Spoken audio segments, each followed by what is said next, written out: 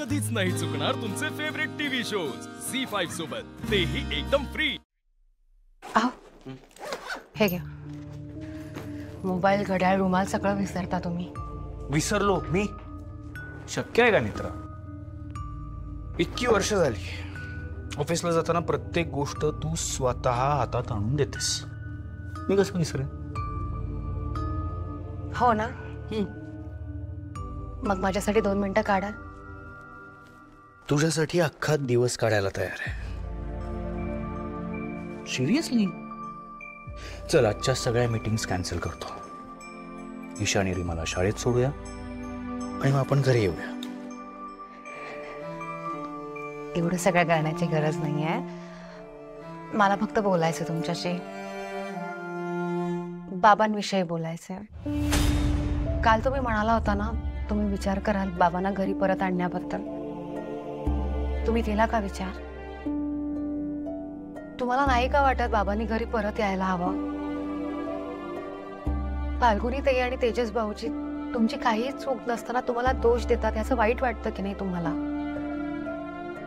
मग बाबांना सुद्धा तसंच वाईट वाटतंय? नाही म्हणजे मला असं नाही म्हणायचं की त्यांची काही चूकच नाहीये, त्यांनी चूक केली, पण त्यांनी ती चूक कबूल सुद्धा केली आहे आणि तरी आपण त्यांना गुन्हेगार म्हणून असं त्यांच्या माणसांपासून, त्यांच्या कुटुंबापासून दूर ठेवतोय। हा गुन्हा नाहीये का? आपल्याला कोणी हक्क दिलाय हे सगळं करण्याचा? मला खरंच असं वाटतं ह्या वयात त्यांनी त्यांच्या माणसांबरोबर राहायला हवं, त्यांच्या घरात राहायला हवं, त्यांच्या कुटुंबासोबत। मित्र पण बाबांनी जे केलंय ते घरातलं कोणीही नाही विसरू शकत। तुला अजूनही असं वाटतं की बाबा पुन्हा केदार काकाला काहीतरी त्रास देतील? फाल्गुनी आणि तेजसच्या मनात भीती आहे की आपण सावध राहू, बाबांनी त्यांच्या सख्ख्या भावाला त्रास दिला तर ते आपल्याला सुद्धा त्रास देतील। पण तुम्हाला तर माहिती आहे ना बाबा असं कधीच करू शकत नाहीत, बाबा त्यांना कधीच त्रास देऊ शकत नाही। इतक्या वर्षात त्यांनी कधीतरी तेजस भाऊजी किंवा फाल्गुनी ताईंना त्रास दिलाय? कधीतरी सावत्र वागणूक दिली आहे? तेजस भाऊजी आणि फाल्गुनी ताईंनी बाबांबद्दल मनात गैरसमज करून घेतलाय आणि बाबांना ह्याच गोष्टीचा सगळ्यात जास्त त्रास होता। तसा त्या दोघांनी तुमच्याबद्दल गैरसमज करून घेतला ना, तसाच बाबांबद्दल गैरसमज करून घेतलाय आणि आता हे कुठेतरी थांबवायला हवं। प्लीज तुम्ही तरी समजून घ्या। ठीक आहे, बोलतो सगळ्यांची।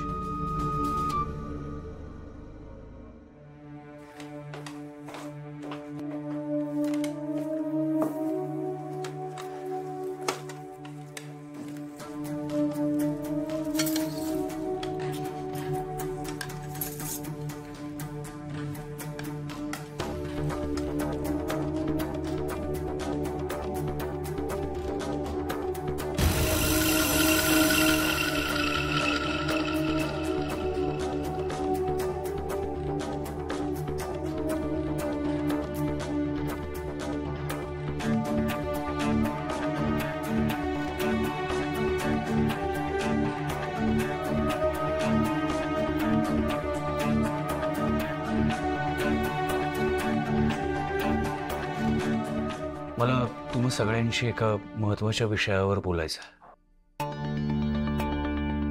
हा आधी बोल ना।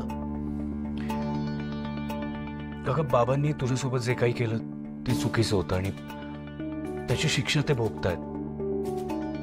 ते आता घरापासून लांब एकटे तिकडे मिरजला राहतात, पण मला असं वाटतं की आता बाबांना पण घरी परत घेऊन यायला हवं। झालं पुन्हा सुरू।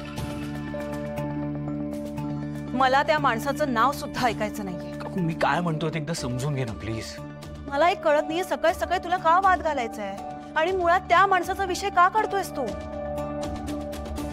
काकूमा, अद्वैतबाईजी बोलतात ते कोणाच्या सांगण्यावरून बोलताय ते तरी बघा।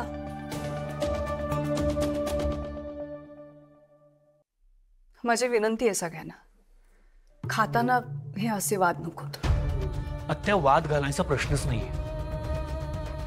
माझं म्हणणं फक्त एवढंच आहे की बाबा तिकडे किती दिवस असे एकटेच राहणार? मग त्यांनी केदारच्या बाबतीत जे काही केलं तेव्हा त्यांनी विचार केला नाही ना? त्यामुळे आमच्याकडून असल्या अपेक्षा करू नका।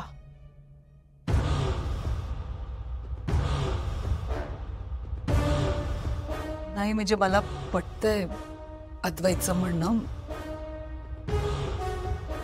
त्यांना त्रास होत असेल. मैथिली ताई, ते इथे परत आल्याने आम्हाला किती त्रास होणार आहे माहितीये तुम्हाला? काकू तुमचा राग कळतोय मला, पण पण बीण काही नाही नेत्रा. खरं तर त्यांनी जो गुन्हा केलाय ना त्याच्यासाठी त्यांना जेलमध्ये टाकायला हवं होतं, पण फक्त आणि फक्त तुझ्यामुळे तो माणूस बाहेर मजेत फिरतोय.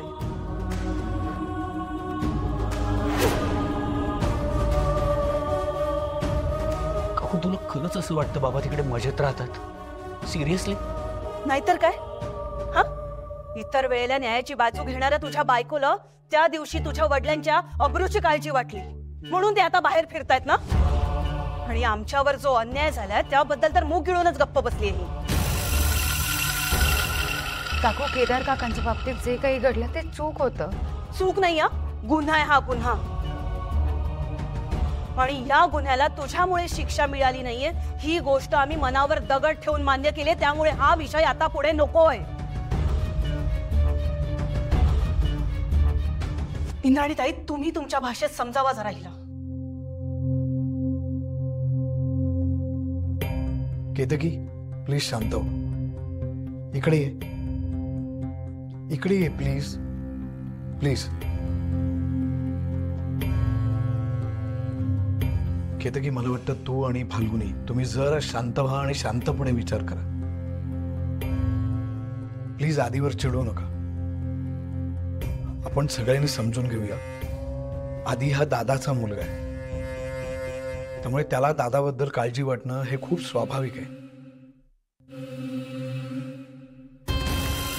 आणि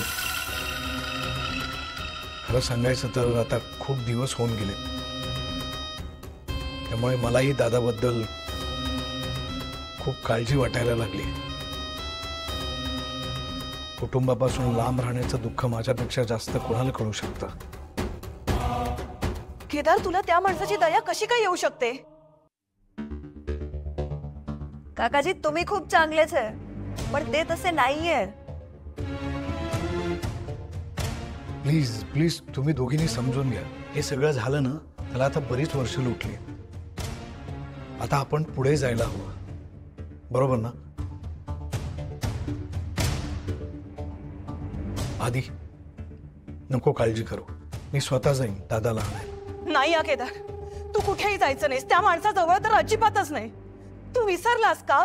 त्यांना तुझा जीव घ्यायचा होता, पण तसं नाही झालं. तू वाचलास.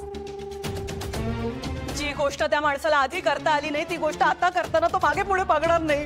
काकू काय बोलताय तुम्ही? तुम्ही बाबांना ओळखत नाही का? बाबा असं करण्याचा विचार तरी करतील का कधी? 26 वर्षांपूर्वी केला होता ना, मग आताही करू शकतात. वेळ बदलते पण माणसाचा मूळ स्वभाव कधीच बदलत नसतो. बराबरच आहे काकूमा. काकू असं नाहीये ग. मला तो माणूस या घरात नकोय, बस. झी5 ॲप डाउनलोड करा आणि पहा सर्व एपिसोड्स एकदम फ्री.